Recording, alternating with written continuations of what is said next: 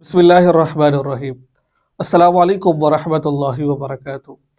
मुझे 3-4 दिनों के अंदर अंदर तकरीबन काफ़ी मैसेजेस इस बात पर मौसूल हुए हैं। यानी कि मसला पूछा गया है कि देवर अपनी भाभी के साथ नाजायज़ ताल्लुकात कायम कर रखे हैं, बल्कि भाभी ने अपने शोहर के ना होने का फ़ायदा उठा रखा है और वो अपनी ख्वाहिशात को कैसे पूरी कर रही है? देवर के साथ पूरी कर रही है। मैं यकीन से ये बात कहता हूँ कि मसला हमारे मुआशरे के अंदर बहुत ज़्यादा फैल चुका है। अभी हाल ही के अंदर 2 वाक़यात मैं आपको सुनाता हूँ, उसके बाद फिर मैं ये मसला समझाऊँगा आपको, फिर इंशाअल्लाह अज़ीज़ आपसे इजाज़त लूँगा। एक मसला ये था, वो भाई कहते कि मौलाना साहिब अ, मेरे जो बड़े भाई हैं, वो काम की गरज से बाहर रहते हैं और उनके तकरीबन बच्चे भी हैं। मैं उनको मुतय्यन नहीं करना चाहता कितने बच्चे हैं।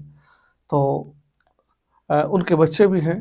तो अब जब भाई चले जाते हैं तो मेरी भाभी मेरे साथ ज़्यादती करती है और अभी जवान है, 20 साल से थोड़ा-सा ऊपर-नीचे उसकी उम्र है।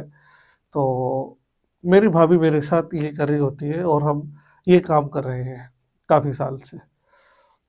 तो एक मसला और आया, वो कहते मेरे भाई बाहिर हैं और मेरे अपनी भाभी के साथ नाजायज़ वगैरह-वगैरह इस तरह की चीज़ें मैं आपको बता रहा हूँ मैं। बल्कि ऐसे मसले भी आते हैं कि जो भाभी है, भाई से तलाक लेकर देवर से निकाह करना चाहती है। वल्लाह मैं झूठ नहीं बोल रहा, अगर मैं कसम खाऊँ तो मैं हानिस नहीं होऊँगा। ये मसाइल हमारे मुआशरे में बहुत ज़्यादा फैले हुए हैं। अब जब मैंने इन बातों को सुना तो मुझे अल्लाह के हबीब सल्लल्लाहु अलैहि वसल्लम की बातें याद आ गई, अहादीस मुबारका याद आ गई।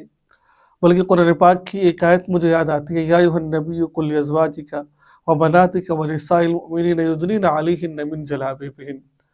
मफ़हूम अर्ज़ कर रहा हूँ कि नबी अपनी बीवियों से, अपनी माँओं से, कुल लिअज़वाजिका यानी कि उम्मत के बेटियों से कहिए और मुसलमान औरतों से कहिए, बीवियों से कहिए, मफ़हूम अर्ज़ कर रहा हूँ कि अपने ऊपर बड़ी-बड़ी चादरें लिए रखा करें।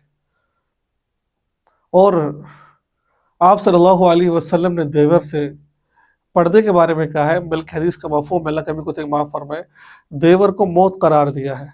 जैसे इंसान मौत से डरता है, ठीक है? इस तरह इंसान को, औरत को अपने देवर से डरना चाहिए। मफ़हूम अर्ज़ कर रहा हूँ, अल्लाह ताला कभी को तो माफ़ फरमाए, वल्लाहु अल्लम बिस्सवाब। तो आम जो लोग, दूसरे लोग होते हैं, वो तो घरों में नहीं आते-जाते, लेकिन देवर जो होता है वो एक ही घर में रहता है। जॉइंट फैमिली हो तो उसका आना-जाना आम मुहावरे में होता है। और जब आना-जाना उसका होता है तो फिर ज़ाहिर-सी बात है कि घुल-मिल के रहना, कमरे में आना-जाना, तो ये चीज़ें लगी रहती हैं। तो जब हम पर्दा नहीं करते, दीन अहकाम को जब इकट्ठे बैठकर टीवी देख रहे हैं, इकट्ठे बैठकर मूवीज़ देखी जा रही है, तो उस वक़्त फिर ये चीज़ें जन्म लेती हैं।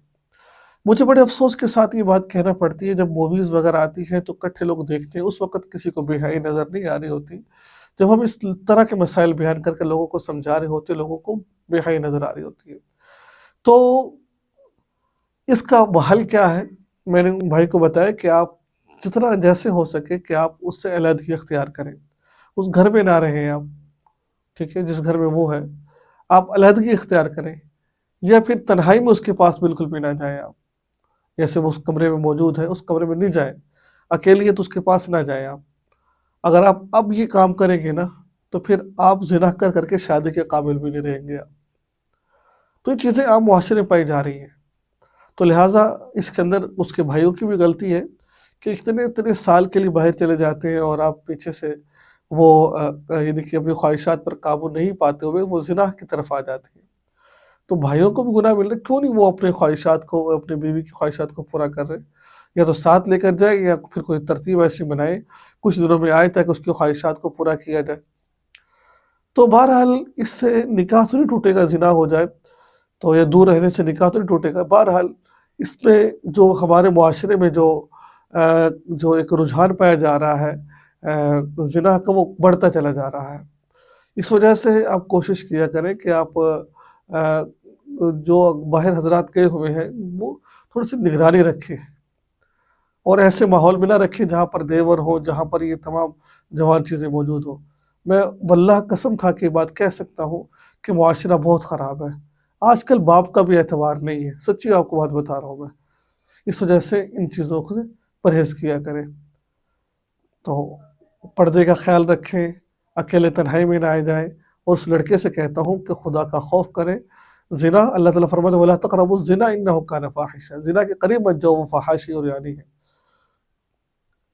اللہ تعالیٰ سے دعا اللہ تعالیٰ ہم سب کو عمل کی توفیق عطا فرماوے۔ السلام علیکم ورحمۃ اللہ۔